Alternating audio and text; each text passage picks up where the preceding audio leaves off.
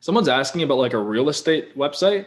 It's like Golem. I think it's best to find someone outside of here because we're talking about e-commerce. Like I just saw someone asking about a real estate website to check the real estate website, but this is, it has nothing to do with e-commerce. It's just like, it's not relevant. Okay, so the next person is Emma. All right, Emma, you're on the call.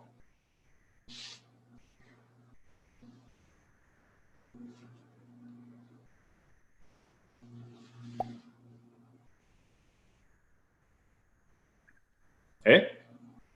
Hey. Hey, Okay, how you doing? there it is.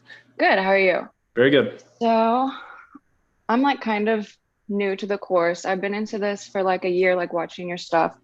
And so I just finished up with module 4 and I like wrote down all of the like equations and things for calculating my costs, taxes, fulfillment fees, and all that stuff. So I Is it, really want to have sorry to interrupt, Amazon or Shopify? Amazon. Okay. So I do want to do a Shopify next, but that's in the plan. So I really want to have my numbers to like a T. So I'm like a finance major, so it's really like a big kind of a deal for me. But I'm afraid I'm going to take too long working on it. So my main goal is to do like a sustainable brand that I can eventually sell. I think that's been something I've been looking into for a long time now, and I always come back to it. It's always been like, I really like this stuff, So I just want to make sure that I am setting myself up with the right timeline, I guess. I don't want to take too long developing and improving my product. So what would be like a good time range you would suggest for me to like kind of map it out? Yeah. So when you're starting out with e-commerce, there's Hmm. two options that two routes that you can take. So the first Hmm. route is, and this is if you are starting from zero, like I did. So, I didn't have an income and I didn't have any other business before. So basically the two routes you can take. The first route is you do the course, and then you find like a product through the product research methods, and then the product doesn't have to be something you're passionate about or you care about. It can be anything, right? Like, Right. the products that I sold initially, like beauty rollers and things like that, I really didn't care for, but I could see Hmm. the value that it was for other people, for the target market. So Right. that's the first option, and that option is good for making money, you know, quickly. As I hate saying that, Well, but like making money, you know what I'm saying, yeah. yeah, so you taught me drop shipping last March. So I literally sat and watched your Shopify tutorial probably like 4 times.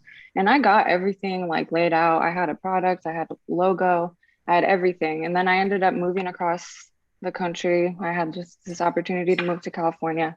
So I ended up taking that and kind of putting everything on hold. But in the meantime, oh shit, sorry.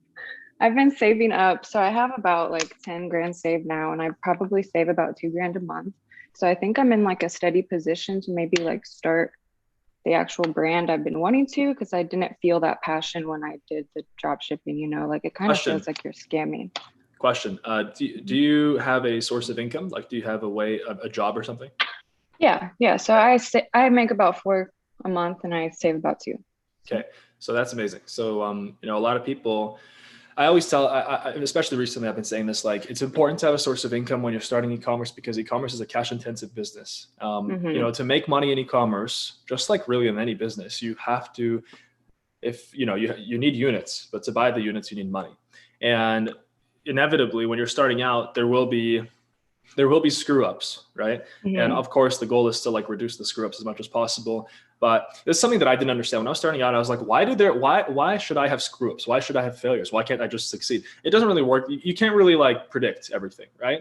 And Yeah. so the goal is to minimize the screw ups. But Right. So yeah, calculated risk, like you said, like, so there's a ton of products. Like I obviously really like the beauty niche and stuff. I'm a cosmetologist. There's a ton of things that I know are in demand, but it's like, dang, like I know the technical things. Like you said, you can use your knowledge in the career as leverage. So I feel like my knowledge on like hair, skin, and everything, I could probably get a designer and get a product that I actually like care about that will be improved. But it's like, how do you interpret that into the product research method when it's obviously going to be like a different material, maybe, or a different color, you know, and you say that that's not good for finding a primary and competing product, if that makes sense. Yeah. So when I was saying about the two routes that you can take, the first route being you can sell a random product, and then the second route, which is going to be much more expensive and also much higher risk. Right. Uh, I would say because now at this point you're like it's more towards reinventing the wheel, whereas Right. with the first method, you're really just finding a product based on data and like you're seeing that's going to sell and sell. So the second route, honestly, there's like the second route in the long term is the best route to take. So doing a product that you have knowledge in, like you said, you're a cosmetologist. So doing something in that industry, like a product there, maybe because you have that knowledge, so you know what the target market wants and stuff. So that is the best route to take long term, definitely. Right. And according to there's like this principle. It's like, if you know your end goal and you know where you're starting, just move directly towards the end goal. It's the best thing to do. Don't like do stuff just for the sake of doing them because you think it's going to move. Like it's not actually going to move you closer, right? So for sure. That's the best route to take. However, there's a paradox with this because when you are starting out, even if you have the best course, even if you have the best mentorship, you don't have the experience. Experience can only, it takes time to, it just takes time in the game to get it. So Right.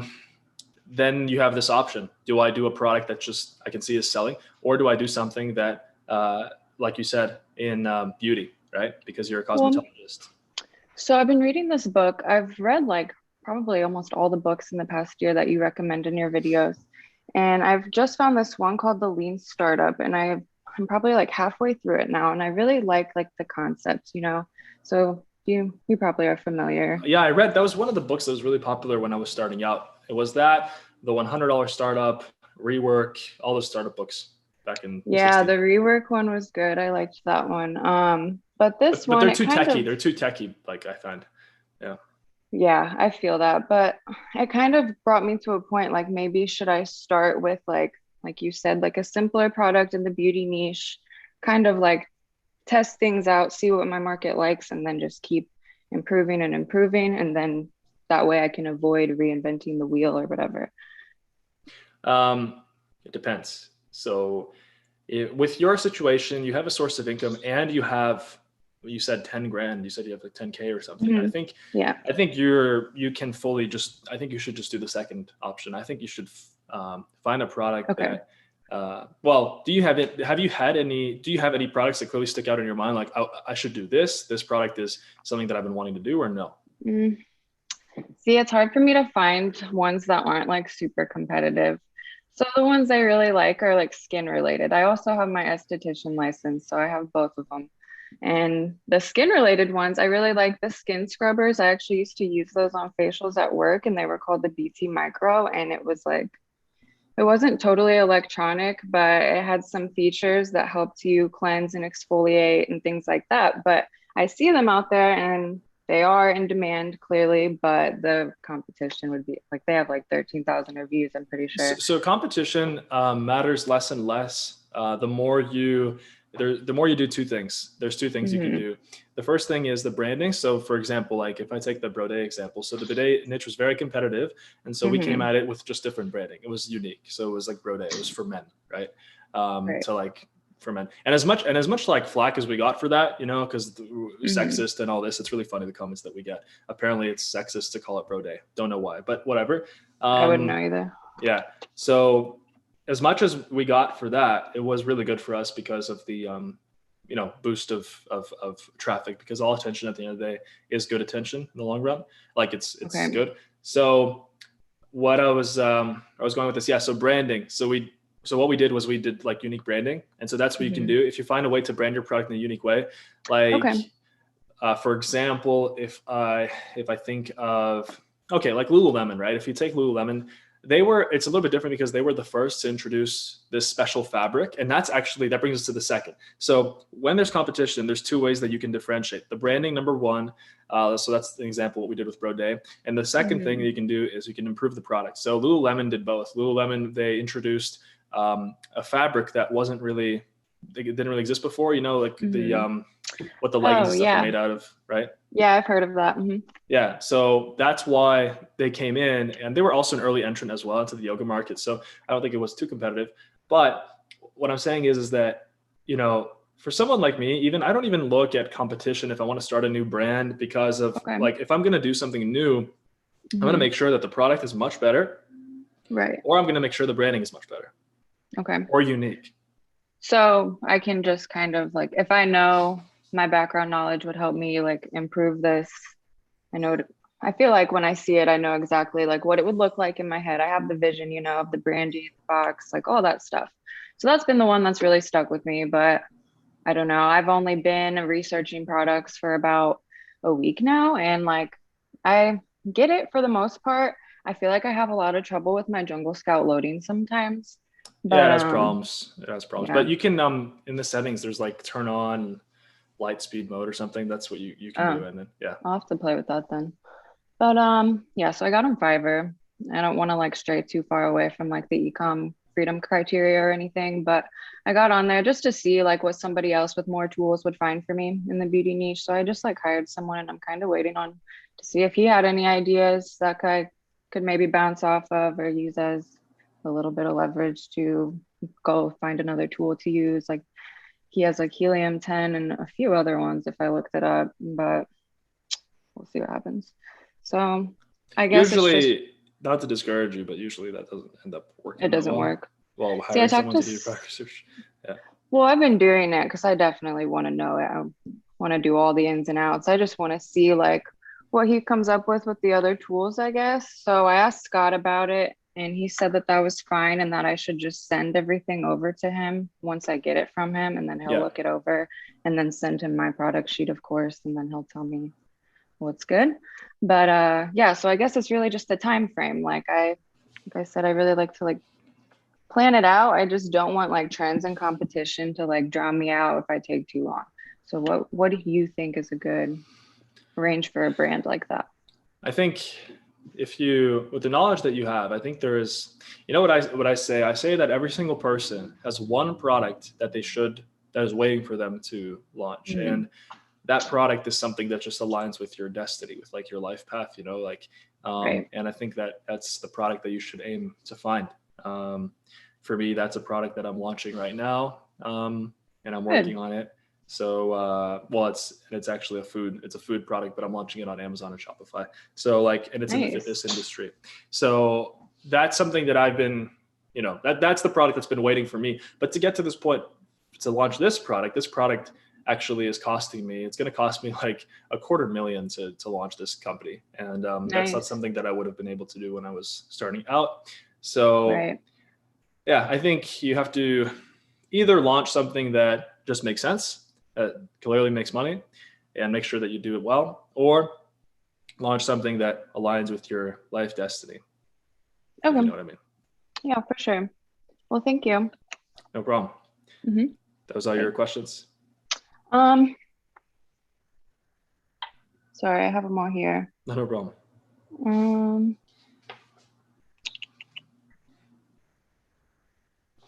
Yeah, I think that's it for now. I'll probably have a bunch more for you in 2 weeks. So. Okay, no problem. Cool. All right, have thanks. A good day. See ya. You too. Bye. Okay, the next person is Raluca.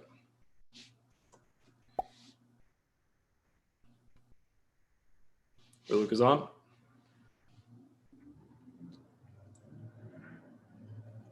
Okay. Hey, Raluca. Hi. Good. Thank you. You? Good. Good. glad I am back. So yeah, you're on every call. It's good. Oh yeah. I'm like, I don't miss. No. So listen, I have this question. I have like a lot of friends everywhere, like France, Italy, Romania, and they wanted to get the course, but let's say they don't speak like really well, or sometimes they speak like really fast and they can't keep up. So would you consider in the future to add subtitles to your course? Yeah, I think subtitles is something that would be really good in different languages. You mean, right? Or just in English? No. I mean, like in Romanian, Italian, French, like more. I think so. Yeah, we would just have. It wouldn't be too hard. We would just have to hire a translator to write them, and I think that it's something very useful that we should do. Yeah, for sure. Also, my mom, she does speak English, but she tried to look at your videos, but she cannot keep up. Because yeah, it's a good point. I think that because I was thinking, I'm like, maybe we may expand Ecom Freedom to different languages, but you know, it has to be me teaching it, and I speak English, so yeah, subtitles would be a good way. I think Yeah, I think it's a good idea. Yeah. And okay, next question. I ordered from my competitors, and it took like 1 month for the product to arrive in Europe. Mhm. And I was wondering how to avoid that when I'm gonna be on the market. Did you order from Amazon? No, from Shopify. And you ordered from your competitor's Shopify stores? Yes. Yeah, so they probably are sending it with the cheapest shipping speed from their warehouse. So if you can test, what I recommend is testing the shipping. So when you if you're going to do Shopify, wherever you're sending it from, whether it's from Amazon or from a warehouse, it came from San Bernardino, California. Yeah, it's a fulfillment warehouse. So, Yeah. well, it could be Amazon. Amazon could have a warehouse there too. Amazon has warehouses everywhere. So, you could just play with the shipping speeds. Amazon. It was from their website on Shopify. No, I understand, but even if you have a Shopify, you can fulfill it from Amazon. Okay. I Yeah. get it. Yeah, it's with DHL. Yeah, so DHL is usually the fastest. I recommend just when you have your units in the warehouse, if it's in the US, just test out the different shipping speeds and ship them to. I think you're in Europe, so ship them to yourself. Right? Yes. Right. Okay. Next one. I want to add a music, a song on my videos when I'm gonna launch, like Facebook ads, Instagram ads. And I wanted to ask you about the royal rights for that. Yeah, so if you I have this song. Look, I'm gonna put it here. Is it like a Spotify song? Is it like a copyright song?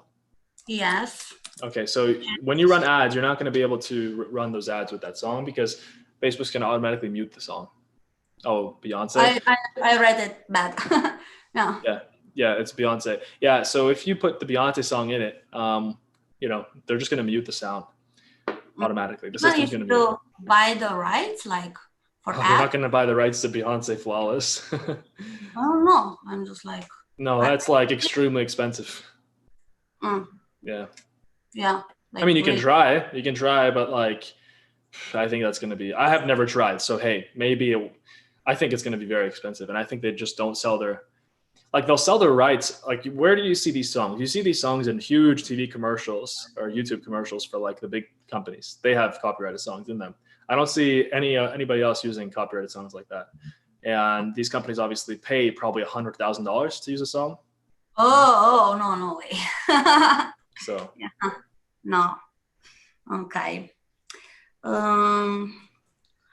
Then do you know for Korea, like a website as Alibaba? For Korea, no. For Korea, what you would do is you would just use the other method that I showed in the course, which is to just go on Google and type in private label Korea. Okay. Well, good. Because Korea is not, it's more, it's just different than China. And so on Alibaba, it's good for like China, Pakistan, Vietnam, and some India, and that's it. Because I've seen many in my brand niche, they manufacture in Korea. Okay, so then, yeah, you can just type in private label Korea and then your product, what your product is on Google.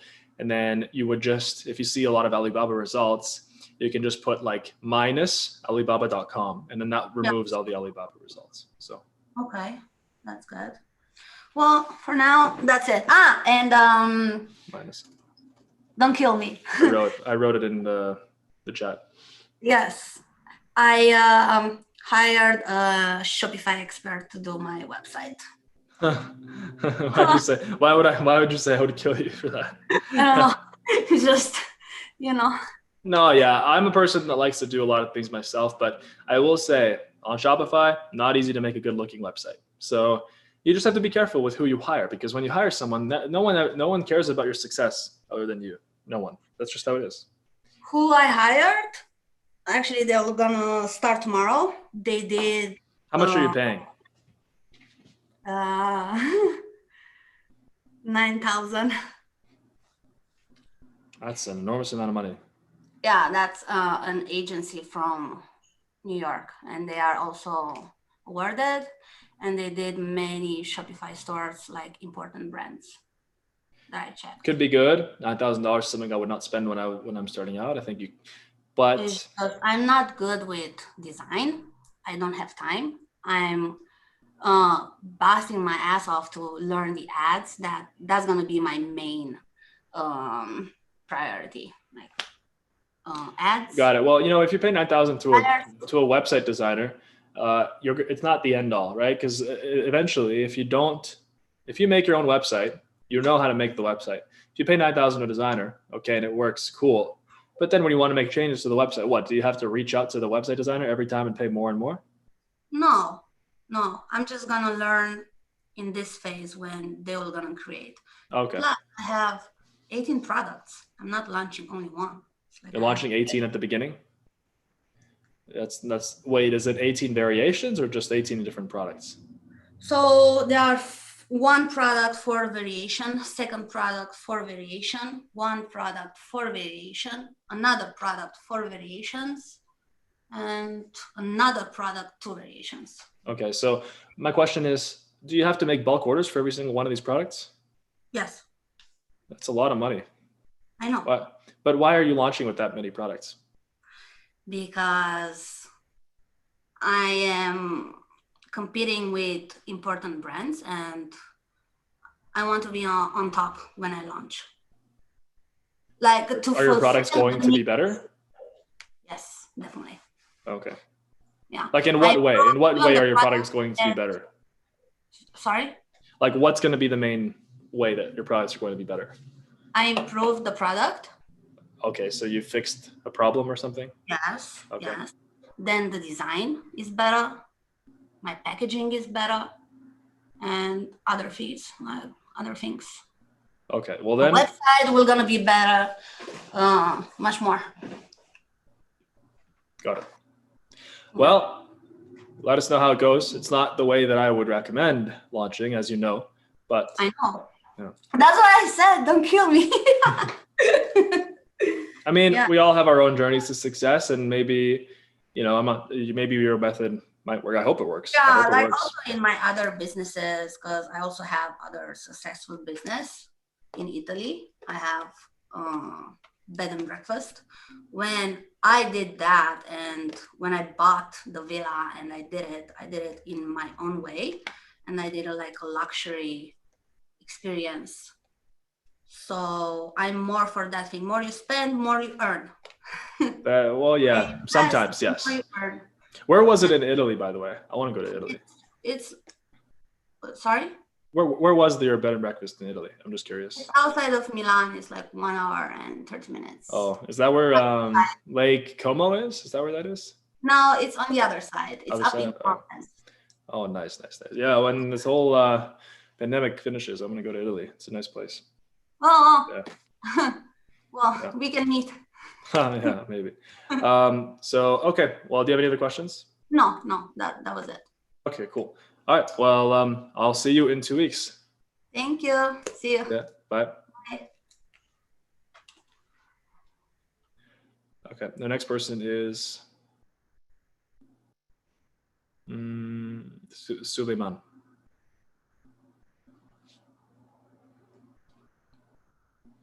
All right, Suleiman, you're on the call.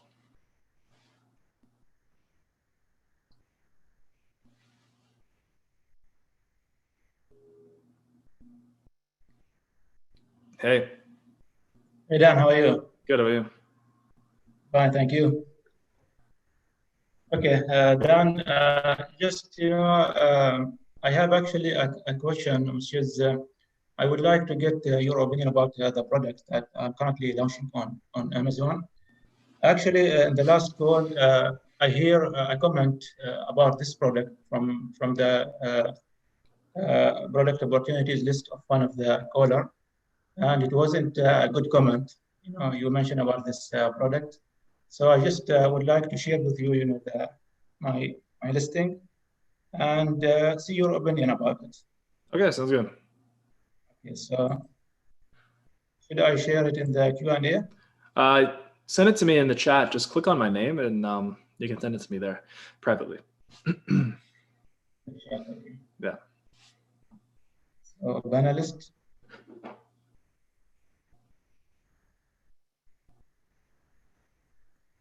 Yeah, okay. Oh, this product. Yeah.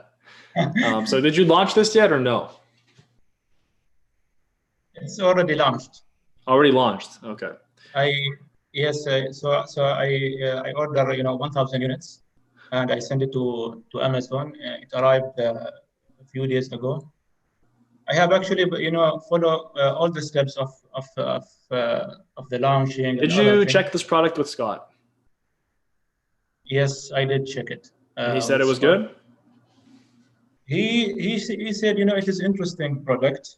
He mentioned, about it might be, a gimmicky product. But, I saw that the demand, there's, a good demand for this product. And then later, I just decided, to go ahead with it, and launch it. I think that, so now, yes. so yeah, where are you at now? So now currently I just, I just started, the campaign last night. And I'm just waiting now, to get, some sales.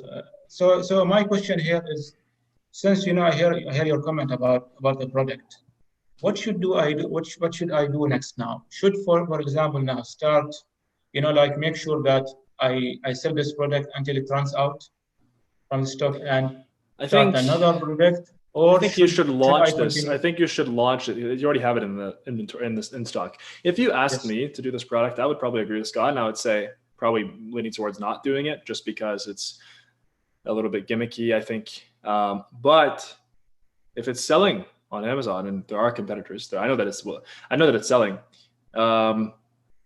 Launch it. Try launching it. And if it's too difficult to launch, like it might just be like some products that are super competitive. I don't know how competitive this is, but some products that are super competitive, it's going to be like very hard to to launch them. Sorry. And so I think you should try launching it. But if it's like very clearly difficult, I think you really should kind of sit back and be like, take this as a learning opportunity. But I would say yes, just launch it, but don't pour too much money into it. You know what I mean? I don't know how much you paid. Yes. How much money did you pour into this? I think the total, including everything, including the product itself, including, hiring, the photographer that you have recommended. So these pictures Paul made for you? So Paul. The ones that I see on your listing, that Paul made that for you? Yes. I see. Okay. So the ones with like the proven results and all that, that's Paul? No. That was, I hired someone from Fiverr just to add, more description of the product itself. Oh, I see. Okay. Yeah. What about the packaging? Who made the packaging? The other photos are Paul work. Okay, I got it. Yeah, the other ones are good. So what do you think of the listing itself, the bullet points, the title, and other, description? The listing is good. The listing is really good. I'm actually very impressed with the bullet points. And the description is good as well. I think you should try launching it. I don't know. Let me see what the, what your competition, how they're doing it, things on Amazon. So I'm just going to check really quick. Okay. So I see. Yeah. Your listing is way better than all of theirs, by the way, way better. So I think should increase your price to, okay, Okay, here's the issue. Your first picture really is bad. Your first picture is bad. I actually wanted to ask you this question. Should I put, the second picture instead of the first one as the main picture? I'll say that, yeah, your second picture should be your first picture for sure. I actually got 50 pictures from Paul, different, pictures of the product, the lifestyle, and other things. So I picked, those 7 pictures that you see. Yeah. And I actually this morning, I had this idea that I should put, the second picture as the main picture, because I see it, like more descriptive of the product itself. I think you should do this. Yeah, you're right. I think you should make the second picture your first picture. I will say I'm impressed with how you did your listing. I think you should launch the product. You should increase the price to $14.99 because it is better than everybody else. Increase the price to $14.99 and just launch it. Start doing PPC. PPC will be very expensive for you. I will warn you. It'll be very expensive. So you make sure you control your costs on PPC. Make sure you watch that thing like a freaking eagle. Like just don't let it get out of control. But when you're launching a business, which is what you're doing, what we're all doing, I guess, it will be expensive. So actually, Dan, in this case, should I, for example, like put some sort of like a budget that I should not exceed in the PPC? Like, for example, now I have already launched this for 5, campaigns that you recommended, which is like $50 every day. So you can cut that budget. You can like make it to like $6-7 a day each, $5 a day. 7, okay. So in this case, assuming now I succeed in this product, and my main objective is to build a brand.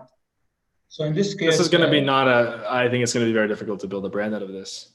But like, do you have any other products that you can think of that you're thinking of adding to this, or no?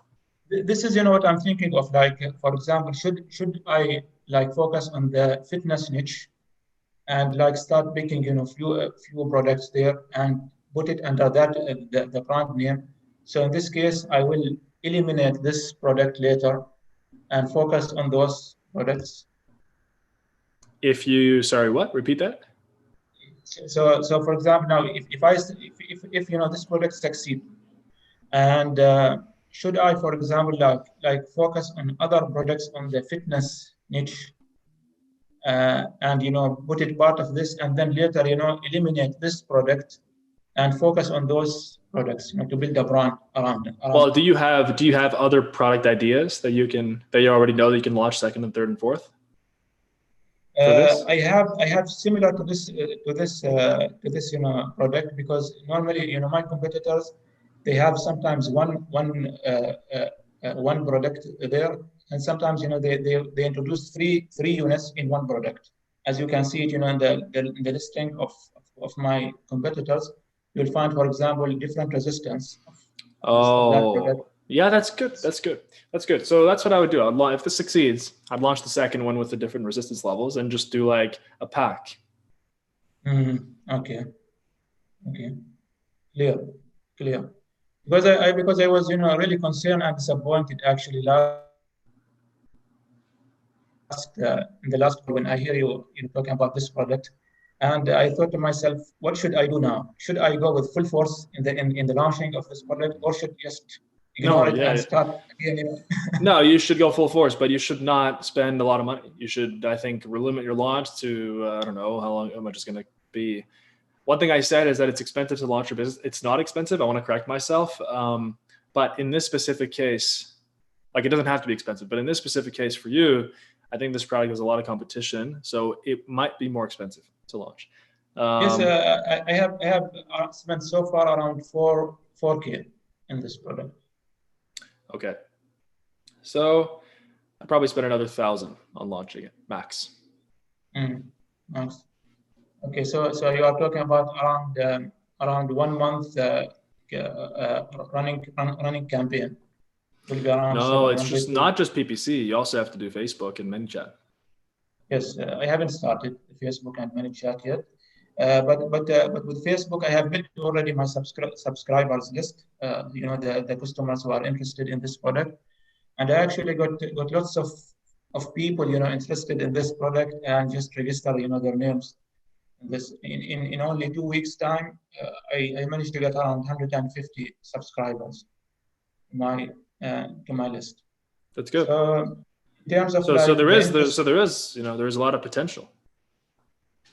Yes, and your listing is much better than everything else I've seen. So okay, thank you for that. I think it was learning. It was a good learning journey for me. Even if I start, for example, another project later, I have already learned a lot during this journey. To deal. But I think don't give up. I think that you still haven't launched it. You don't know if it's going to succeed or not. I think you should just expect success, and maybe you'll succeed. And I think eventually you will succeed. Eventually, like the saying, if you don't give up, then you won't fail. Everybody will succeed if they never give up. People fail when they give up, so they kind of sabotage themselves. But yeah, just launch this, see how it goes, and come back on in 2 weeks. One more question, Dan, with regards to the customer reviews. I have friends, in the US who are willing, or whom I can request them to leave review. So if they are like my friends on Facebook, is it risky for them to leave a review on Amazon, or is it because maybe Amazon, they have some sort of like their way to know that they are my friends? Just set your Facebook page to set your friends list to private on Facebook. Okay, set them to private. Okay. You can make it so that you can send your Facebook friends list to private. Only your friends can see. That's what I would do. Because think about it, how else would Amazon detect? So they'll only detect if they search your name up and they see that your friends list is publicly available to search through. If you make it private, friends only, they're not going to be able to see it. So. Okay. So there's no risk if I put it private. I'm not saying there's no risk. I'm saying that's probably what you should do. Okay. Yeah. Very clear, Dan. Thank you very much for the encouragement. Now I feel relieved that I should start. I should actually put all my efforts to ensure that I succeed. The key, Suleiman, the key in business is movement, and it's too easy to get paralyzed. It's too easy to get. As soon as you stop moving, imagine a river, right? Imagine you're swimming up a river, right? And as soon as you stop, swimming, you're gonna get carried back down the river. That's what success is. So you have to keep swimming. And if you stop swimming, imagine it's easier to keep swimming with the river or, up the river, whatever. It's easier to keep swimming than to stay and be like, what do I do? Because if you're standing, then the river's going to push you around and, in the rocks and in the bushes on the sides and stuff. And it's just going to be bad. And if you don't, and if you give up, it's going to push you back down, back to where you started. So just keep swimming. Yes, sure. So when it comes to my pictures in my listing, so they are Your pictures are good. Your pictures are good. Don't worry. You're overthinking at this point. Everything's good. Launch. Okay. Thank you, Dan. Thank you very much. No problem. Have a good day, Suleiman. Thank you. So my computer's. Let me just plug my computer in. I'll be right back.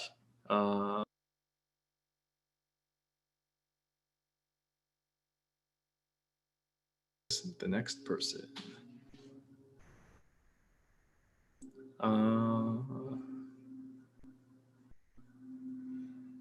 Kaylee. All right. Kaylee, you are on the call.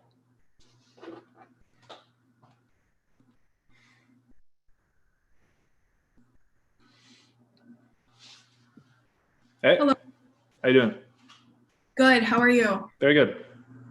So I was wondering if you could please look at my product opportunity list.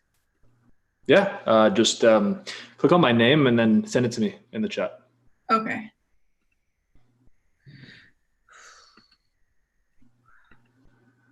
And I think I have to add your email or else it won't let you see it. Yeah. If you just share it with dan@ecomfreedom.com, then okay. I'll be able to access it.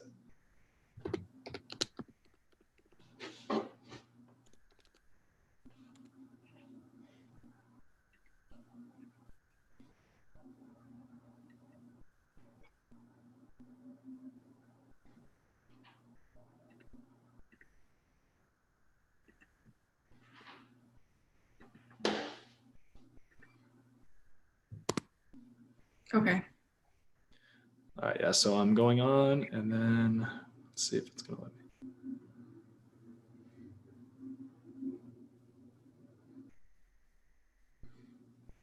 Okay, yeah, I see it. So there's 3. Oh, no, wait. Yeah, okay, so there's there's 3, right? Yep, there's 3. I want to do the first one the most, but I'm not opposed to doing the other 2. Mm-hmm. Okay, so let's take a look.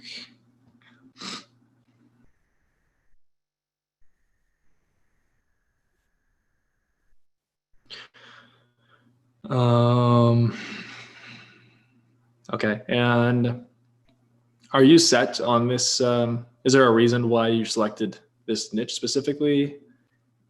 Or, Yeah. okay. Do you want to start a brand in this niche? Yeah, Okay. for sure. So then, do you have, I don't want to say it, but are you involved with the niche at all? Well, I have a pet, but I don't have one of those. Oh, I see. Okay. Well, all right. So, with this niche, the pet niche, since you said it, there's a lot of different products. And I find with the pet niche is that a lot of people launch the same things over and over and over again, and where there could be real innovation. And I think nobody's actually created an innovative pet brand where the products are actually better. So Yeah. I think, out of these 3, which one kind of jumps out at you the most? You said the first one? The first one, and I would definitely change it, make it way better. Just in the material. Yeah.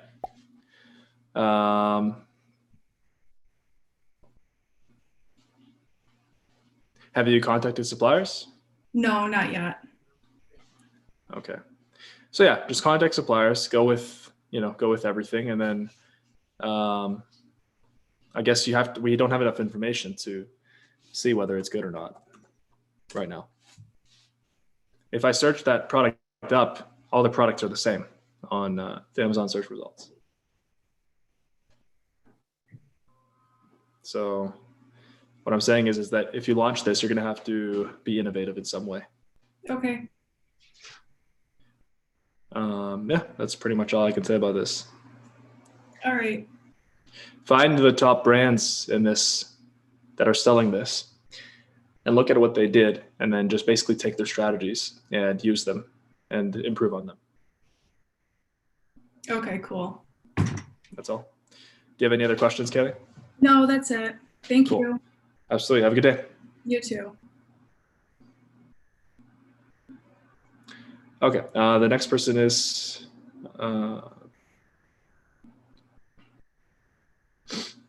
Taeyeon. Okay, Taeyeon, you're on.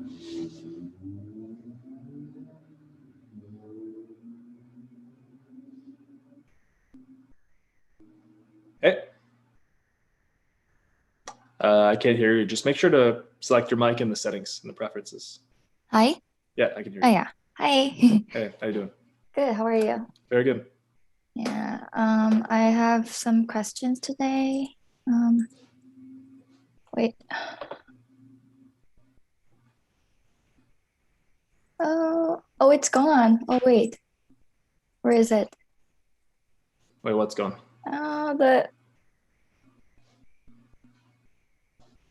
This page got smaller. Sorry, just one moment.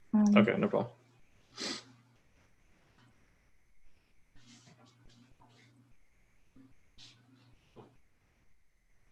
Oh yeah. My first question was about patent check. So I've been submitting product check to Scott, and there was a section that have you done your product patent check? And if no, go back and do it. So I did all of them, but most of the items that they seemed like they're not patent because there was no Seems picture. like is a very dangerous word. Yeah, so yeah, that's what I'm worried now. So there was no pictures, or there were lots of articles, but it wasn't related. Send me the to product. Chat me the product. Okay. Just click on my name. Okay.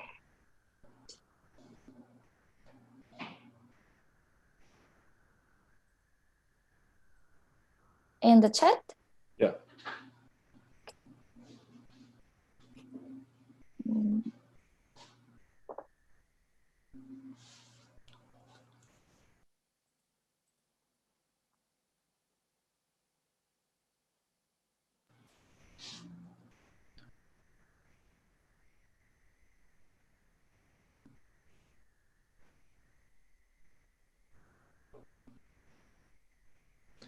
So if you click on my name, you'll be able to send it to me. Okay.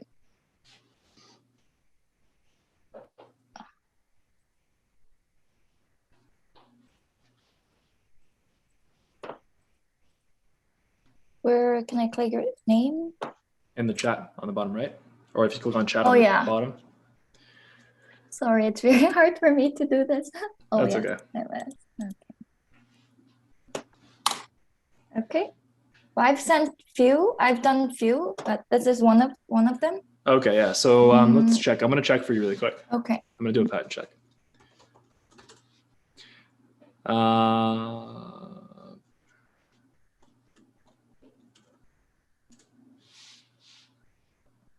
Okay, yeah. So there's a lot of there's 52,000 different patents. And I think the best thing to do, you can hire a patent checker on like Fiverr and stuff, but you can't really trust them because like they might find something. I think it's good to hire someone off Fiverr because they'll actually dig through everything. Oh, yeah. But if they say there is no patent, you can't really trust them either. If you actually want to be 100% sure, you have to hire a lawyer. But it's going to be expensive, right? I don't think that's necessary. Okay. Unless you want to. It's going to be probably a few $100 to have them do a patent check. But if there are many sellers that are selling similar product or the same product, that's usually safe. It's not patented. Yeah, right? if there's several competitors selling the same thing, probably not patented, yes. Okay. And the second question was, I forgot my second question. Do you have my questions on your? Yeah, just make sure to say it because everyone else doesn't know. Yeah, but I forgot what was. Oh, you forgot? Yeah, sorry. Oh, that's okay. Let me scroll up and see. Because once I'm on the call, I noticed that my Q&A is gone. I think. One sec, I'm searching it. Oh, I see it. Okay, so your second question is. What is it about? Store brand on Amazon needs a domain. Yeah. So yeah, I was catching up with Scott's Zoom meeting call last night, and somebody was asking about trademark or something, like somebody's copying the product. So Scott said, if you have a store or brand on Amazon, you need to have your domain, like .com address. I recently created my domain with my corporation name, like general name. But I was wondering if I open the store or brand on Amazon, should I make another domain for the store? Only do it if it's necessary. But for your brand, yes. For your brand, you want to have a brand domain because if you're building a brand, then you want to have a website for it. Okay. Oh yeah. Okay. And also I have a question about budget. My budget is 5K, and I'm planning to keep. Are you in the US? In Canada. Canada. So 5K Canadian or US? Canadian. Yeah. So you just understand that global trade works on US dollars, not on Canadian dollars. The Canadian dollar is not used anywhere. So just remember that because 5K Canadian is 3.7 US. Oh, that's not much. Maybe max 6K then. I'm thinking like 5 to 6. But yeah, no, I'm just saying, just remember that because when you're going to be paying suppliers, they're going to ask for payment in US dollars. No one accepts Canadian dollars. Canadian dollars are worthless on the global scale. So you're going to have to pay in USD. Okay. Yeah. Just to remember. So when I started with 1,800 US dollars, Mm-hmm. which was like at the time 2,000, I think 500 Canadian. So yeah. So, and I'm going to keep my price per unit, maybe max $10. Are you selling on Amazon US or Canada? Amazon US. Yeah. Yeah. So yeah, so you can, what was your question about the price per unit? So my question is this enough to launch and run ads and like order my second order, or is it enough? Yeah. It's enough. It's enough. Yeah. I just mentioned I started with 1,800. So. Okay. And one more question. This is about Shopify. It's just out of my curiosity. So I noticed that when somebody I know has Shopify store, because a person gave me, I was gifted a lip balm, and there was a package that it looks like private labeling, and then I look it up online, and there was a store, and at the bottom it was Shopify store. Mm-hmm.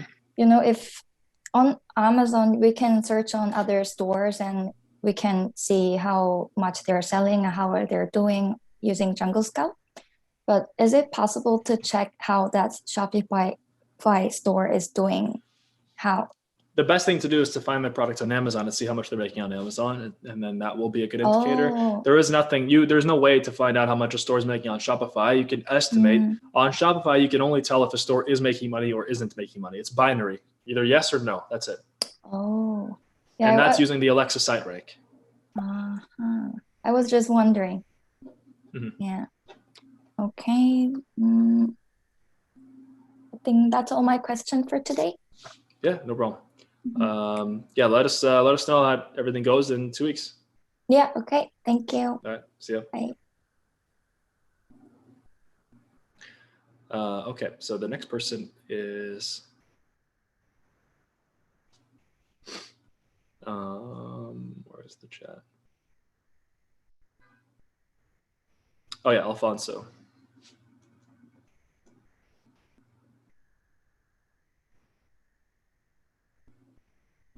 All right, Alfonso, you're on.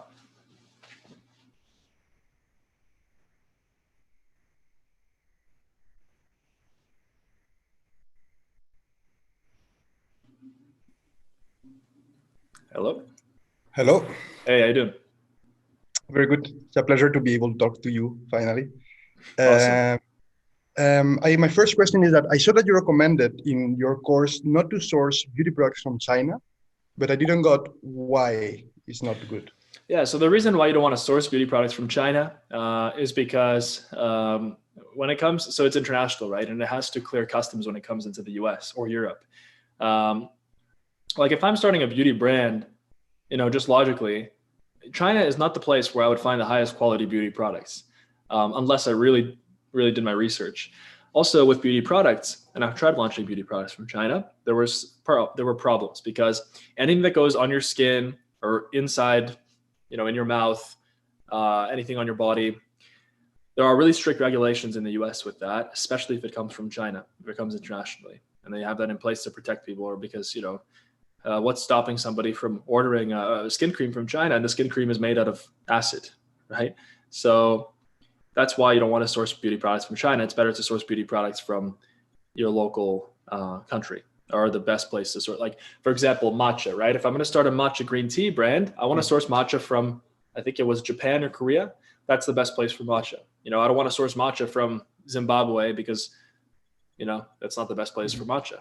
So you always want to source from the best place, because then it's going to, you can then say like, yes, this is authentic, genuine matcha from Japan, from the pristine forests of the Green Mountains of Japan. You know what I mean? Yeah, so, I understand. Yeah. Okay. And also, I have more and more question. In fact, you were mentioning before how to differentiate a product. And in case of the product that I'm planning to launch, there is not such a clear way how to improve it. So I can only differentiate myself by branding it. But what does it mean to differentiate yourself by branding it besides having a nice looking logo, a meaning, and a nice packaging? Yeah, so differentiating a product, there's two different ways of doing it. And I mentioned this previously on the call. The two ways are either with better branding or more unique branding. For example, like what we did with Brodet, which I showed in the Amazon course as a case study, and we made that successful, brought it up to 50K a month in sales, and now we're waiting for the next unit shipment because we ran out of stock. So that's the first way, branding. The second way is differentiation. So for example, with Brodet, if we decided to do unique branding plus pay for a better product, as in like get a better product developed, that would have been the ultimate differentiation. But it wasn't like, it was just too expensive, to make a better bidet attachment. We decided that we should just launch. The unique branding will be enough for us. We're targeting a specific target market, whereas the other products are just targeting everybody. And from the profit, we can then, go on and make our own product. So that's our plan. We're gonna use the profit to develop our own bidet attachment that is improved over what's available on the market. So you can choose one, two, or both. I don't recommend doing both. The product improvement is going to be more expensive and harder, but it's a stronger differentiation than just branding. Yeah. Okay. So got it. My last question is that I'm doubting here to launch between two products. In one of them is has it's like low risk but lower reward, and high risk, higher reward. Should I send you a bit Yeah, just send me the products on chat. Okay.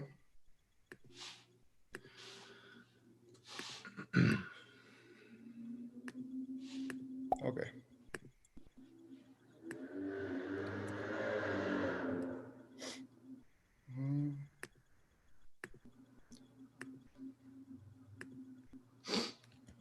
Okay, this is one.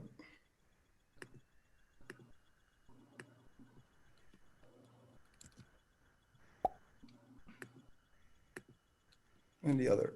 So the first one you sent, is that the low or high risk? This is the low. Low risk. Like, because as you can see, there is very low reviews. But the highest is making a 30K per month, and the other one is. Okay, so the second product. Yeah, so the second product, it's, if you get this launched, it will sell like crazy. But I think it can be considered an adult product. I think it can be considered, maybe. Okay. We don't know with Amazon's algorithm. So I think that you have to be careful with this. And I think you have to really make sure that you make a ghost listing like I show in the course and everything else like that. So if both products leave a sour taste in my mouth, I think, because you can't source both of them. Like, you probably can source them from China, but especially the first one, the low risk one, that's just asking for problems. It's literally an acid. Really? So, it says acid in the name. Yeah. No, because the thing is that I have been selling like for 6 months already in the UK. One like similar. Oh, product, similar. Okay, yeah. Similar acid, and I had no problems. But it's the first time I'm going to go to the USA. And how much money have you made in the UK with that product? Not much. Like, I had 16K in sales over a few months, but I mean, it was just the lowest start. I start ordering. Yeah, but 16K in sales, hello, that's still a good accomplishment. I think people have too high standards. They expect $1 million overnight on Amazon. Like, I mean, the thing is that I find this product. I was testing the market, and I find this super good supplier, super reliable. I don't have any problem. He has amazing prices. From China? Super good reviews. Excuse me? From China? From China, yeah.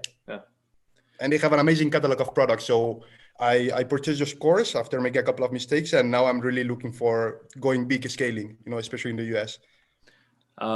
So you were able to launch an acid type product from China in the UK, and you had no problems with customs.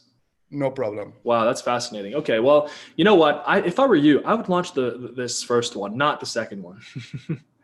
Okay. The second one, if you get it up and it stays up on Amazon, it will sell. I know that, and it's going to make a lot of money. But so much competition. How are you going to differentiate yourself? Yeah. And you have to be very careful with the keywords, because if you put in some sketchy keywords, Amazon will just block the product. So okay, I understand. Yeah. Okay. Perfect. So last question, but how, for example, the first product, I'm building now a brand already and I'm trying my best to do so, but how you would differentiate yourself? Like, do you have any idea or? Yeah, with this, without revealing the product, I would just be like on quality. I would say just the highest quality. I mean, quality is so general, so it's not that great of differentiation. You have to look, I think the best thing to do is to look at the brands that are selling this well and see and be like, okay, this is what the brands are doing. What do the people want? The people want this. How do I make a brand that delivers that to the people in the best way possible, better than everyone else? That's what you have to ask yourself. I got it. Yeah. I got it. And that's how you have, and it's all about perception. It's all about how it looks. People buy based on how it looks. With e-commerce, you can't actually see it or touch it. You can only see the pictures. It's all about how it looks. Remember that. I will remember. Thank you very much. Absolutely. Have a good day, Alfonso. Have a good day. All right. So let's keep going. I think, okay, so we have Jasenia. Jasenia, you're on the call.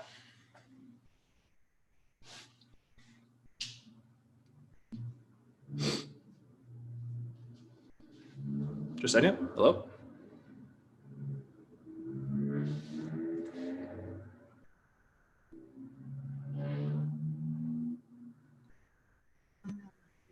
Okay, can you hear me? Hey, yeah. Okay, awesome. Okay, so I have it on my phone because I'm kind of on my computer at the same time. So my first question is on the Amazon FBA profit calculator. There's like a total units cost and then there's a total cost. So my question is, what is my initial, what do I have to initially spend? Oh, there is one. Yeah. So that, I know what you're asking. It's a glitch. We have to fix it. So you have to look at the lower number. The lower number is the correct one. That's how much you're going to pay out of pocket. The higher number includes the FBA fees, but you're not paying the FBA fees from your pocket. You're paying that out of your sales. So the lower number is the one you look at. Okay. I think that just threw me off and I was like, oh no, I have to save up a lot more money. Okay, so that makes me feel a lot more confident. I saved up, I think, just about a little bit over that number just to be able to like build the LLC and all of that stuff once I start selling. I wanted to do it right off the bat, but I didn't want to just take it out and not have enough for my inventory. So that's the only reason I chose to not do it initially. Also, would you mind looking at my product opportunity sheet? Yeah, sure. Send it over to me. Okay. I have like 3 items on the top and 3 on the bottom. The 3 on the bottom are just like, I guess, items that I kind of just want to keep in the back of my head in case I do brand one of the top 3 and I can source one of the second ones later, like to build up a brand. That makes sense. But I sent it to you, I think. On Zoom? I think I sent it to your email. Can you send it to me on Zoom here in the chat? Let me see if I can. Just click on my name and then, yeah, it's easier for me. Okay. Where was I? Disconnect. Okay, let me see. Okay, I see it.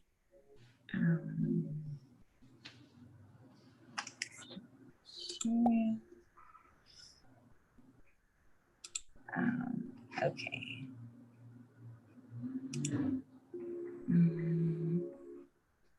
Oh, I think I don't have my Google Sheets on here. I think, let me see if I can email it to myself and then try to do it like that.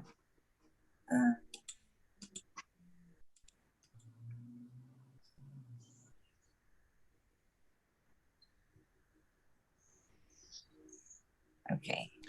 If you click on my name in the chat, you'll be able to send it to me. Okay. Here, I'm just gonna write something so you can click on my name. Okay, I think okay, I have to go into my Google Sheets. Let me find my Google Sheets on here and send it.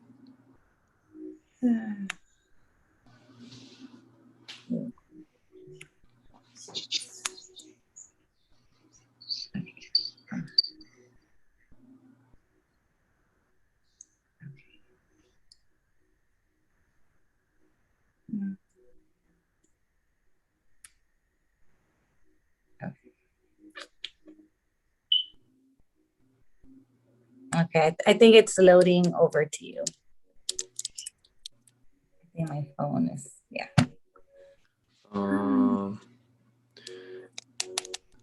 Did you send it? Because I didn't get anything. It just says it's loading. It's What's like loading? The I guess my attachment. No. You don't send the attachment. Just send the link to the sheet. Okay. You said you sent it to my email. Like, yeah, it's gonna be very hard for me to find an email. There's so many things in there.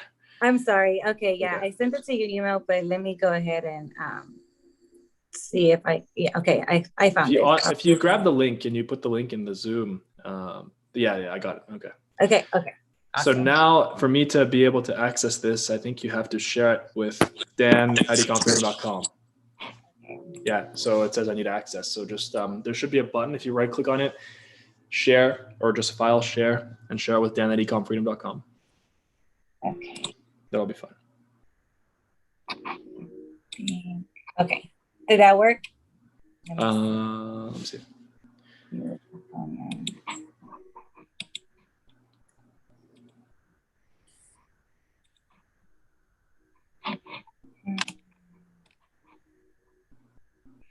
I can do it on here.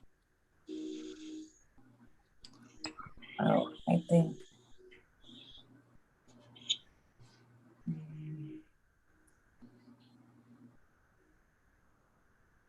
Yeah, no, it still says I need access. So if you go to file on the top left, when you have it open, click on file and then share. It should say like, yeah, file share. And then you type in dan@ecomfreedom.com, I'll be able to see it. Okay, editor, comment.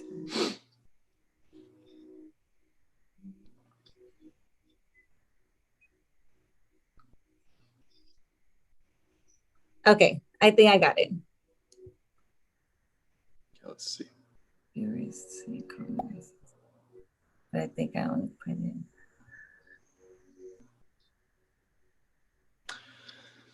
So, it'll be on the second tab. I think I still have like my all up product opportunities and then the top 3. Yeah, I'm just trying to see.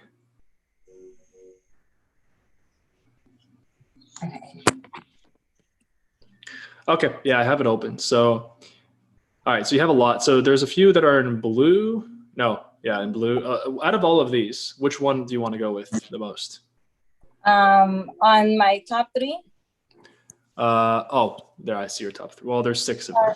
Yeah, I have 2 tabs just because I didn't want to get rid of the other one. Okay, so which one do you feel personally attached to? Number 5. 5. Let's see what this is. Yeah, the stars? The solar. Oh, wait. Oh, that's okay. So that's number 2. Okay, sorry. All right. So, okay. Very interesting. I feel like this is a very complex product. There's a lot of moving pieces. A lot can go wrong. Okay. And if you source this from, it's going to be, you can find a kit in China like this, but I think that there might be issues. You might run into issues with like lost parts and pieces because there's so many pieces that go into this. 190 pieces. Yeah, it's a lot. I guess the top one, the very first one, it's a lot more simpler and it's very cheap to source and it looks like it's scaling pretty fast. Okay, but this is like a very gimmicky thing. I would not do this. Okay.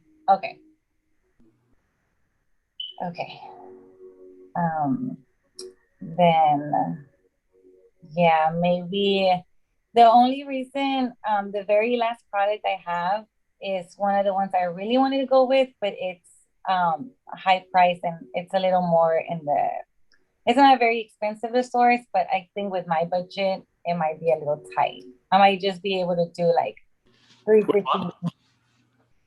I'm sorry? Which product? The very last one I have. Oh, okay. Let's see. Kids punching? Yes. Okay. Like this is also kind of, it's really big too. Uh-huh. It's really big, and it's also kind of gimmicky as well. Okay. I think you really should focus on products that are more, that are less gimmicky and more valuable. Okay. It's going to be hard to compete with these. Okay.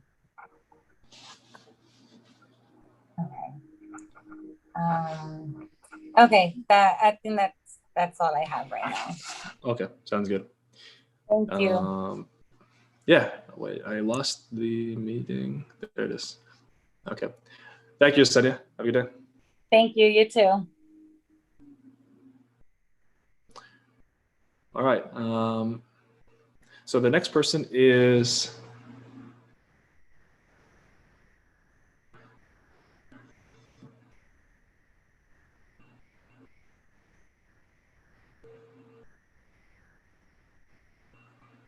let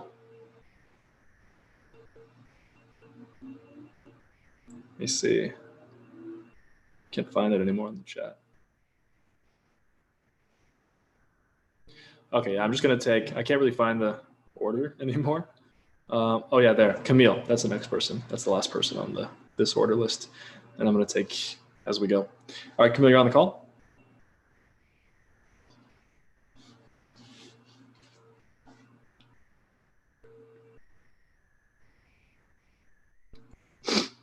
Hey.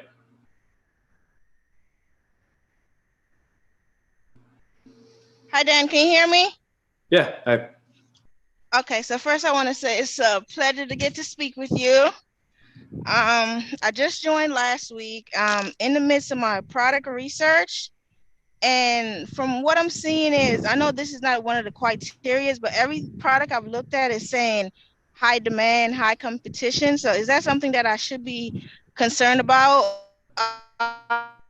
Even though You mean high demand, high competition? It says that in Jungle Scout? Those as well. Okay, I think the connection is bad. Hello? Yes, can you hear me better now? Yeah, so you mean high competition, high demand in Jungle Scout? Is that what it says? Yeah, in the upper right-hand corner. Yeah, but yeah, ignore that. Formula. Ignore the opportunity score. It doesn't matter. Yeah. Okay. And I'm an IT professional, so I'm sort of leaning towards something in that field, but I have, several different products that I'm looking into. So on the next call, I'll be ready to present something to you. Okay, awesome. Cool. Did you have any that's other all questions? I have for today. No, that's all I have for today. I'm watching the videos night and day just to make sure I don't miss anything, because I'm actually on, maternity leave now, so I have some extra time on my hands. Okay, awesome.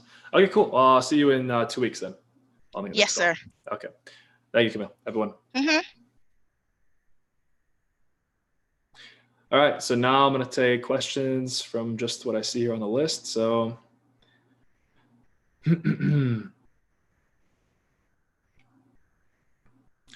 Andrew,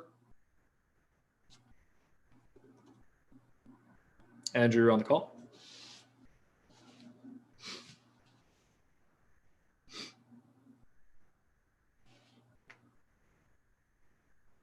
Hey, Andrew. Can you hear me? Yeah. Hey. How's it, Dan? How you doing? Good. How about you? Good. I'm good. So I'm in South Africa. So because we're not an e-packet country, there's not a lot of drop shipping to South Africa. There is drop shipping, but there's not as much as there would be in America and etc. So I've changed my location on my Facebook profile, my personal profile, to living in New York, but I still don't see a lot of the ads that I want to see when I'm doing product research. Do you think I should use like a VPN, or how do I get around that? Oh, because they don't advertise to South Africa. Yeah, I think you should. Well, the issue is that even if you use a VPN, most people are advertising to people living in the place, not visiting. So if Facebook will detect your IP address as being in the States, then detect it as a visitor, it knows that you're living in South Africa from your past history. So You could try the VPN. NordVPN is one that I use. It's great.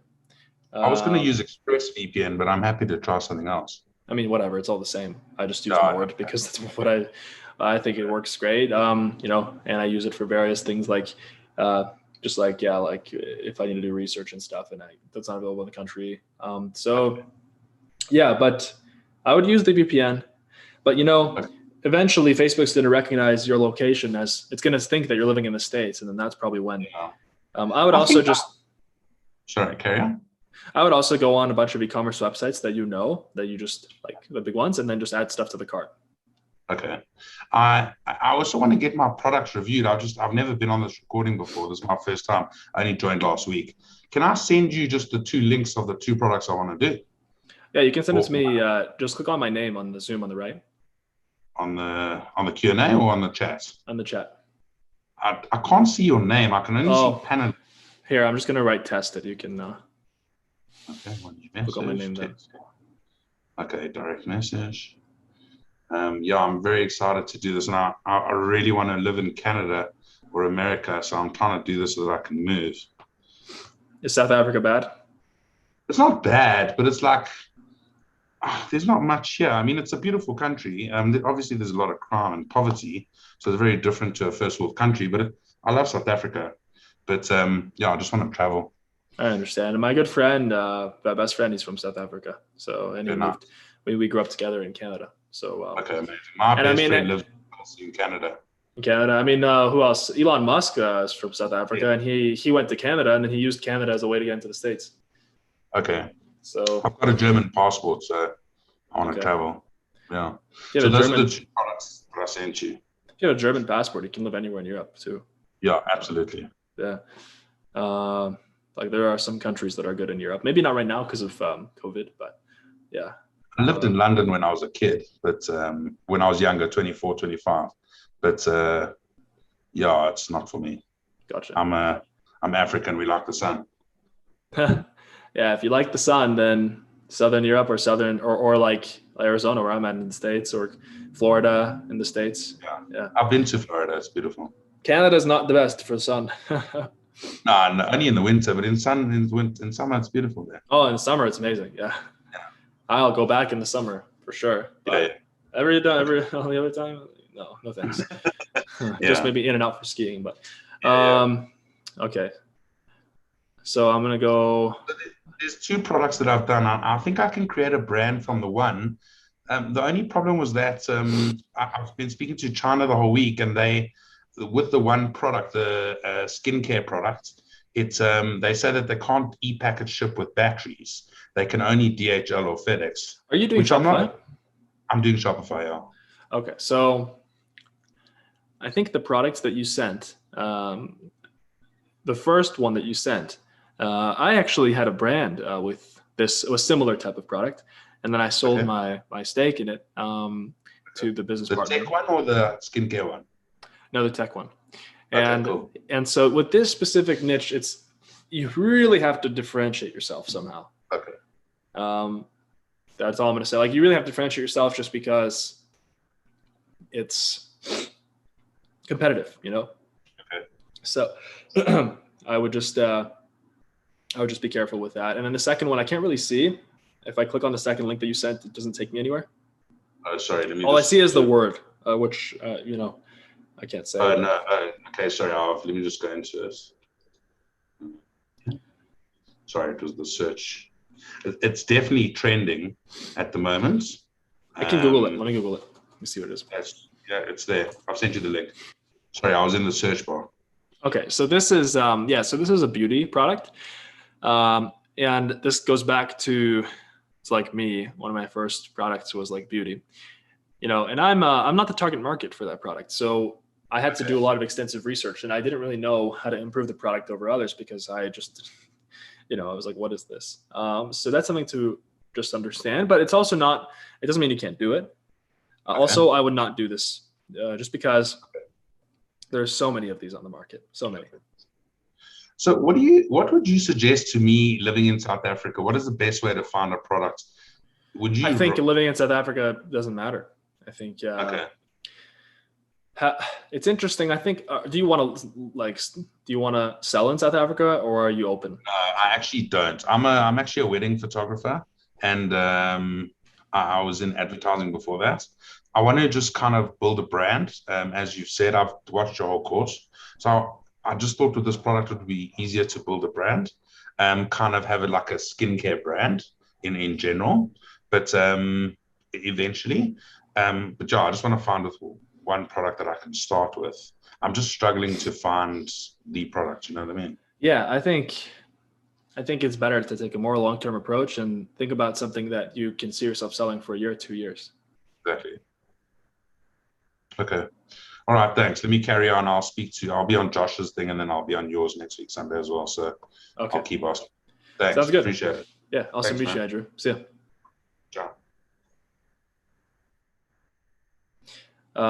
So the next person will be Jeff. Jeff, you're on the call.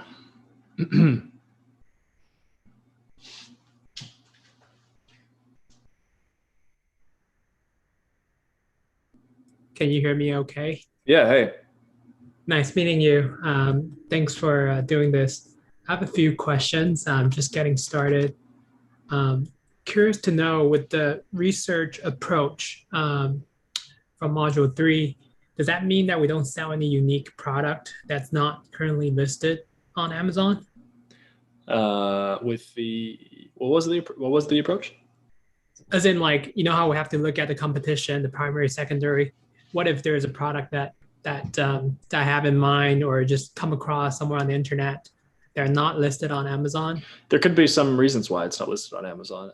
In a world of 7-8 billion people, every product is bound to be sold everywhere unless it's so new that it's just time hasn't caught up. So the main reason I see a lot why something would not be sold on Amazon is Amazon could have some restrictions on it, preventing sellers from selling it. If it's a sketchy product, if it's something that it's like in a gray area, like a medical device, something like that. So there could be many reasons, but if you follow the course, if you do the ghost listing and all that, then you'll be able to, it's going to make sure there's a lot of safeguards I put in that to make sure that you don't sell something that's restricted. Okay, got it. Can I send you a product that I have in mind? Sure. Yeah, just click on my name and then just paste it in there. Is it just panelist? I don't see your name. I just see. Oh, I have to write again here. 1 second. Okay, just click on my name there. It's going to say here. Got it.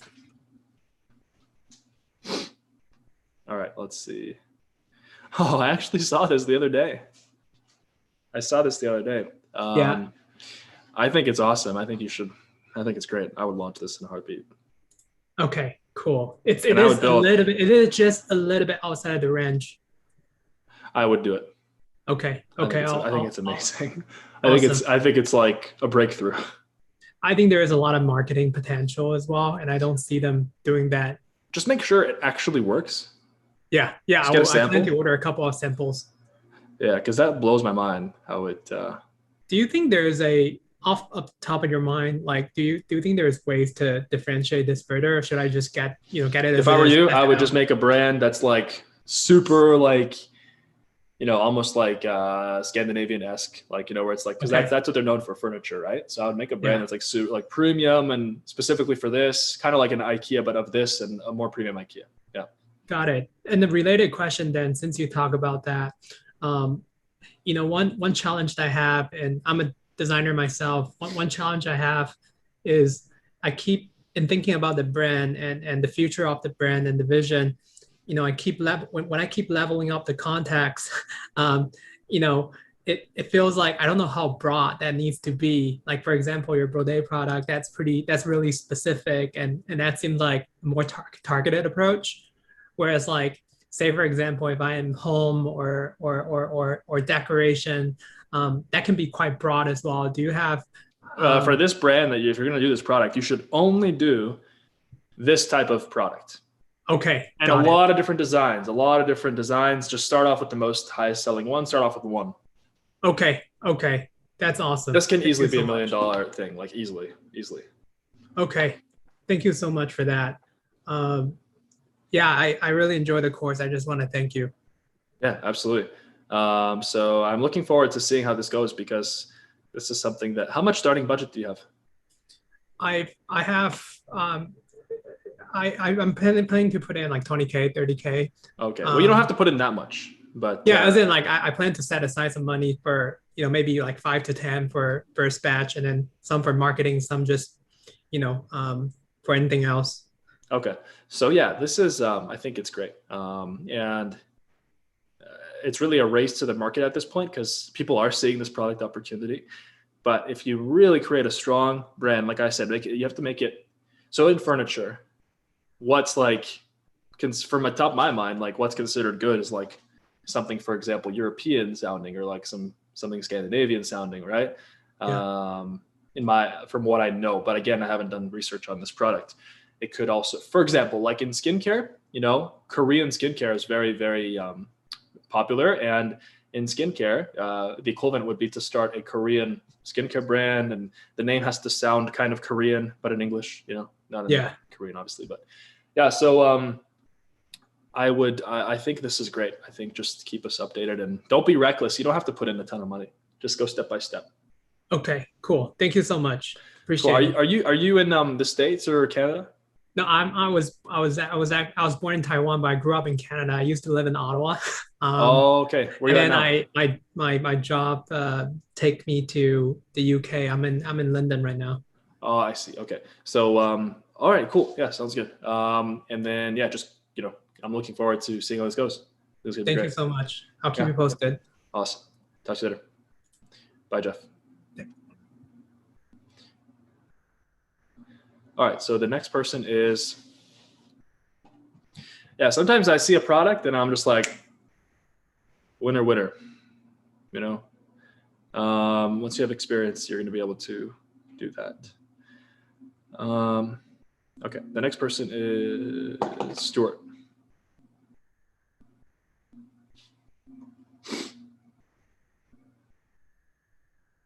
Stuart, you're on the call.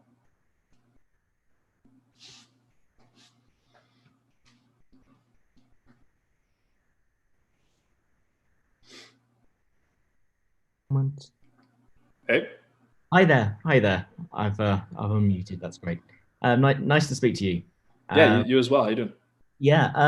I've just joined just this week. So very early days. I'm maybe a bit unusual because I've already put a product on Amazon on an FBA. I've got a few variations of it. It's made a little bit of money, but not much. It's not life-changing by any stretch. And I want to go through the whole product research thing and either find a new product or improve in different ways the one I have got. I've got some ideas on that, but I'm going to go through the process. But my specific question was about kind of shipping costs and FedEx. At the moment, I got a supplier that he's very good to work with. But if I get the products from him and I send them to my place, so I've got more control over how I do the packaging and this kind of thing, would that be more expensive? My FedEx bill become more expensive? If you do what? If I arrange with FedEx myself instead of using the supplier to. At the moment, the supplier does a lot of the stuff, and it's for Amazon or Shopify. FBA. FBA. So so you were saying you were thinking of getting the product like to your house first? Yeah, I just thought that would give me a bit more control over. Yes, it would. Are you selling in the UK? Yes. Okay. Yeah. So you could just do that. Sorry, I live in Mexico. I've been living in Mexico for just since Christmas. In Tulum? Yeah. Tulum is the biggest meme. No. I'm 2 hours outside Mexico City. Okay. How's Mexico? La Scala. I don't know if you know. How is Mexico? Oh, it's fantastic. Actually, I got married yesterday. Oh, nice. Congrats. So, to your Mexican wife? Yep.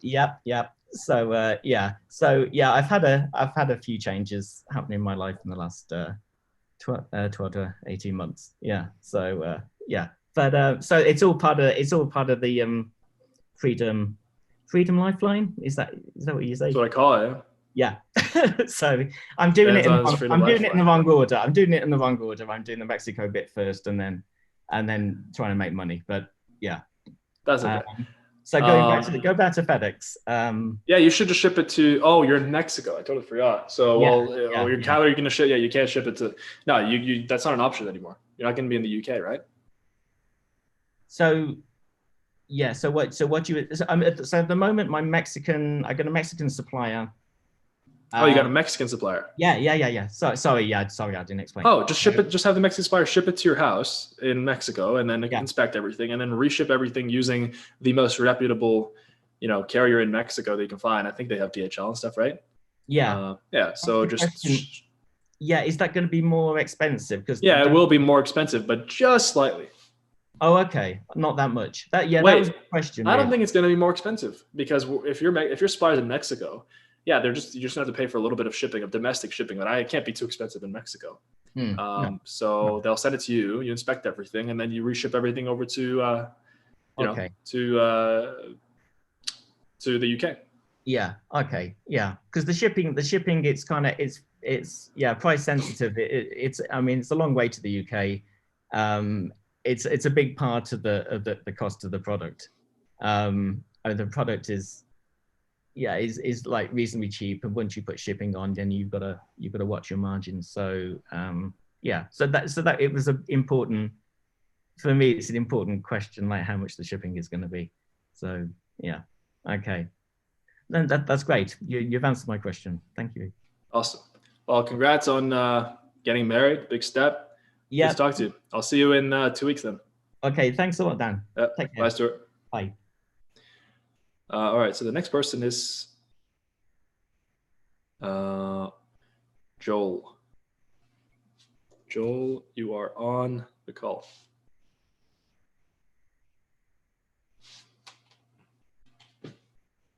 Hey, Joel.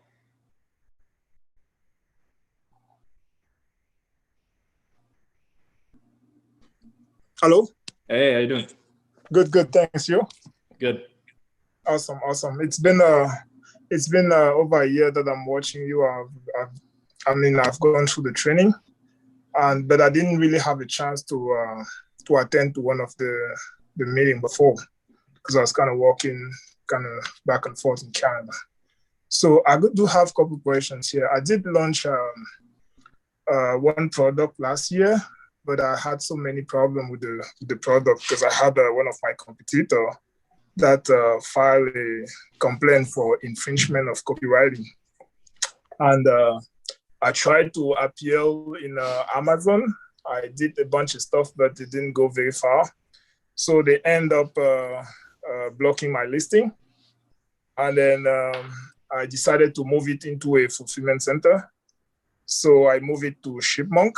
And then I actually listed it on eBay and then on Shopify.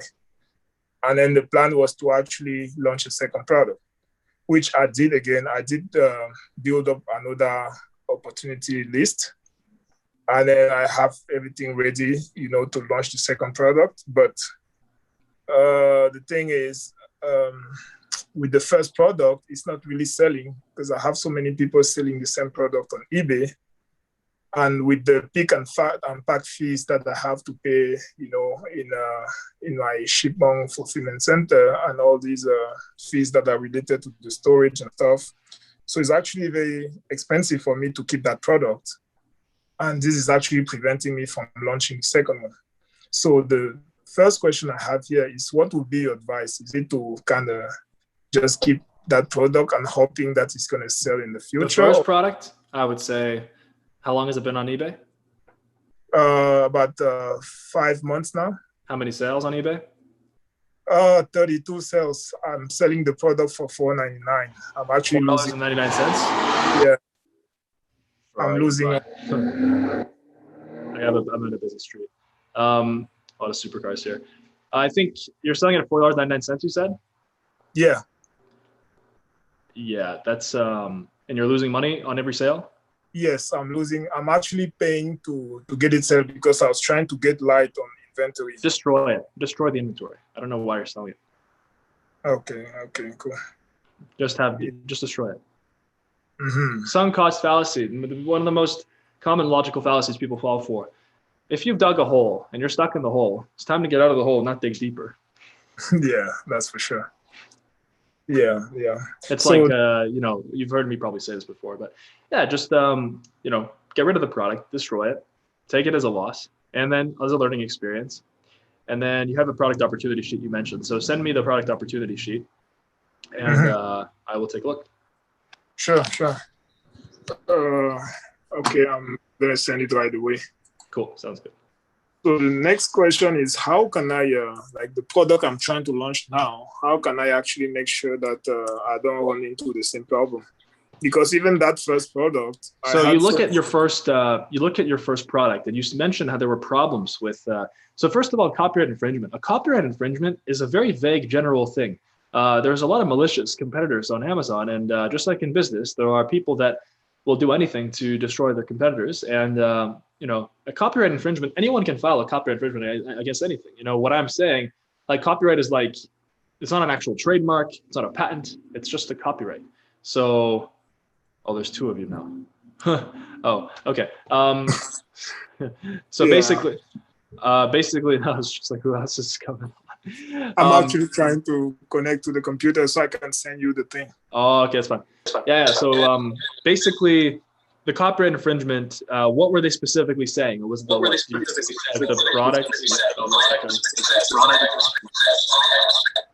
Okay, there. Okay, cool. Yeah, go ahead, please. So what were they specifically saying was a copyright infringement? The bullet points, the title, the pictures?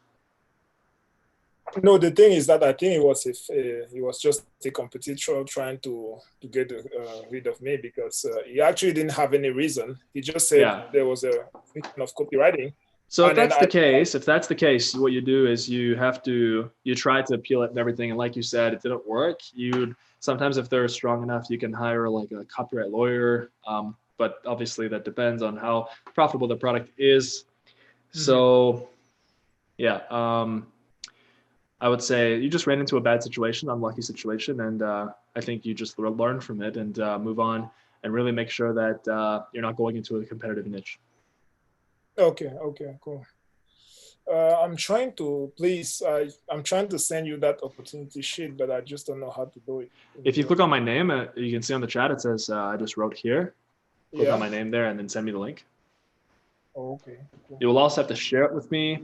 So if you share it with me, it's in the actual sheet, file share. Mm-hmm. So there. No.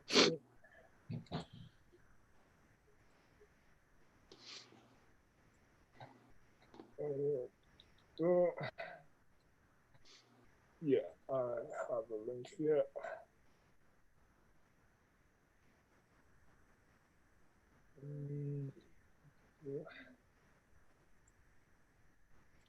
Just 1 minute here, please. No problem.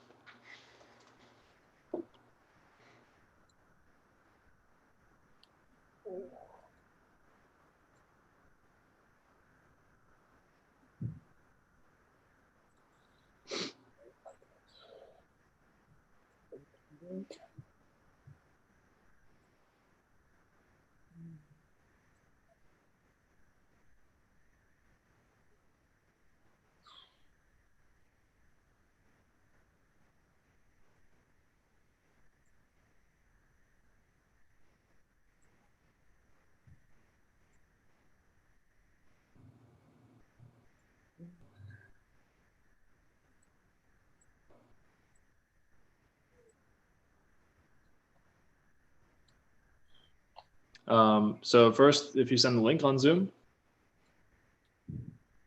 you'll be able to I'll be able to see it then. Yeah, I think I did send that.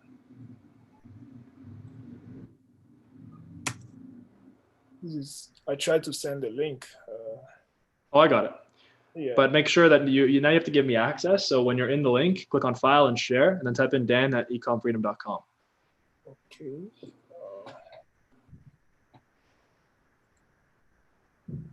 Yeah, we're gonna have to do a system for this because it's like getting really annoying to like tell everybody what to do. I think I'm gonna make a post. At ecom? Yeah, dan@ecompfreedom.com.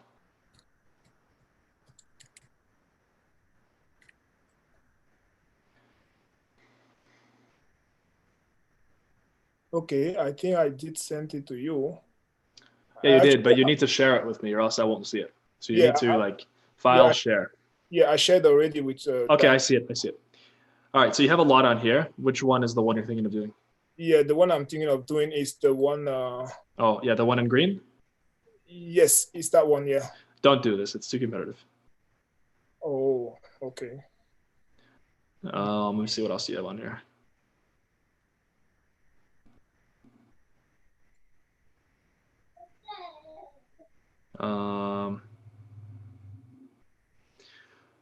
Honestly, okay, I'm gonna highlight on your sheet the ones in yellow that I think are okay. Okay. Let me see what else we have.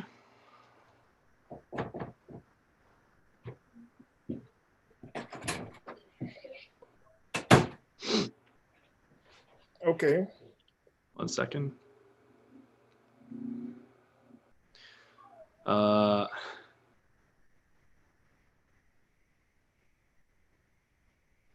Oh, I see. Okay.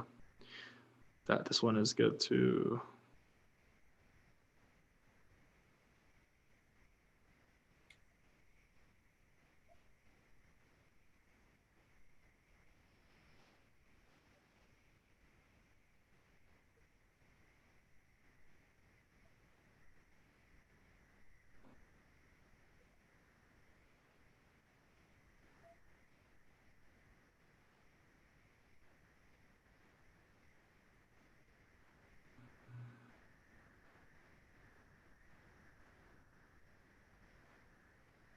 All right, that's it. I put the ones in yellow that I think are good. Thanks a lot. You see them, yeah? Yeah, I do. Okay. So just take a look at those and make sure you do your research. Of course, I just saw in like 2 seconds, but I think those are your best bet. Cool. Yeah. Yeah. Thank you so much. Sounds good. Yeah, sounds good. Yeah. Great to meet you, Joel. Have a good day. Yeah. Bye. Yeah. Okay. Let's do a fire round of questions.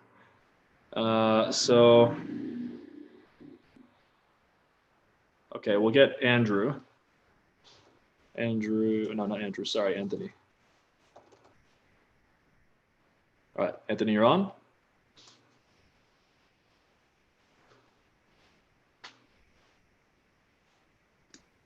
Hello. Hey, Anthony. What's going on, Dan? How you doing? Good, how are you? I'm good. Thanks for asking. So I had a couple quick questions to ask you. So in terms of the UPC code, my first product listing, I put a UPC code from Nationwide Barcodes and it went through, it worked perfectly fine. So down the road, I heard there's some issues dealing with brand registry. And I was wondering if I'm able to change that UPC code from my original Wait. You've heard there's some issues with getting it? No. There are none. No, because we just for freaking for Brode, we got a Nationwide and we have brand registry. So okay, so that should be I don't know. Look. Again, I always say this, but like listening to all these random people on YouTube, you're just gonna get such conflicting information. Like it's gonna be so annoying. It's just annoying for me because like when I hear this, oh, I heard this and that, but what are these, like old wives' tales? You know what I mean? It's folklore. It was from the group chat. That's why I was just wondering. Yeah. Okay, so it's in the Facebook chat. Yeah, but yeah, you know, again, just don't worry, it'll be fine. Because I think if you do, like, imagine this, if you do run into an issue, right? It's not the end of the world. It never is the end of the world, right? Yeah. You can always change. You can always change. It's not like you're gonna. Believe me, if they were banning people for using Nationwide barcodes, I would change it, but they don't. Okay, so that's good then. I'm just gonna leave it as is. Because But GS1 I think has gotten a lot cheaper. I think it's like $30 a barcode now.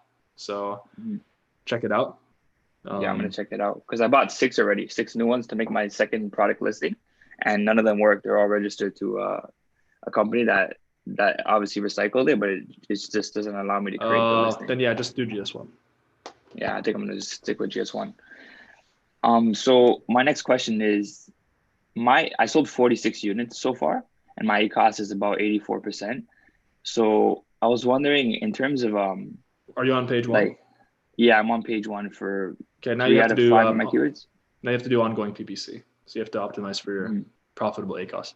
Because I have 2 5-star reviews already, but I'm only making like on average 2 unit sales per day. So I wasn't like this product, I wasn't expecting it to be like this low. So I don't know if I should just keep going forward and get a second product, a third product, or make my first product profitable first and then continue on.